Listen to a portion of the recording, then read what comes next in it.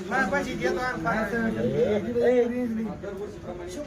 कार्यक्रम करत असतो आणि योगायोगाने असं झालं की नारळ फोडण्याचा कार्यक्रम आणि अक्षय तृतीयेच्या निमित्ताने त्याच दिवशी एका महान संतांची जयंती सुद्धा असते. बऱ्याच जणांना माहीत नसतं आणि योगायोगाने जयंती आहे. पण जयंती आहे तरी कोणाची तर लिंगायत धर्माचे संस्थापक जगद्गुरू बसवेश्वर यांची जयंती आहे.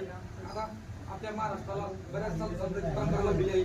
तसे संत ज्ञानोबा आहे, संत एकनाथ महाराज, संत तुकोबा आहे, संत एकनाथ महाराज असे अखंड बरेच नाव आपल्याला घेता येतील.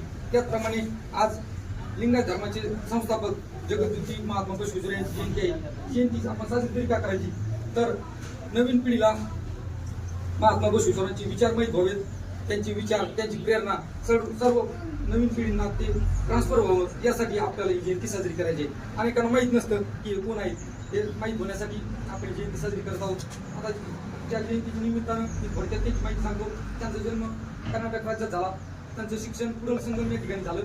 ते तरुण वयातच राजदरबारात मंत्री झाले, बसव कल्याण या शहरात मंत्री झाले. परंतु मंत्री म्हणून काम करण्याच्या ऐवजी त्यांनी समाज सुधारण्याचं काम केलं. समाज सुधारणा करत असताना त्यांचे विचार खूप उत्कृष्ट होते. त्यांचे विचार आजही आपण अंमलात आणण्यासारखे आहे. जसे की ते म्हणतात आपलं कर्म हेच करत राहिलं पाहिजे, कर्म हीच पूजा. कारण आपण पाहतो शेती करत असताना किंवा आपण जो काही व्यवसाय करतो तो प्रामाणिकपणे केला पाहिजे असं त्यांचं म्हणणं होतं.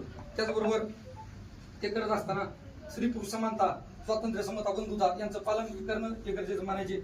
आणि त्याचबरोबर जातीभेद न मानता माणूस हा एकच धर्म ते असे मानत असायचे. बरोबर आहे ना, हिंदू मुसलमान असा कुठलाही फरक किंवा भेदभाव न मानता माणूस किंवा आपलं लाल रक्त ही एकच ओळख असणं महत्वाचं आहे.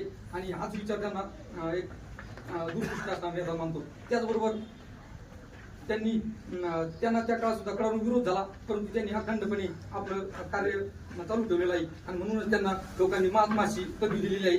त्याचबरोबर त्यांची समाधी कुडल संगम या ठिकाणी झाली.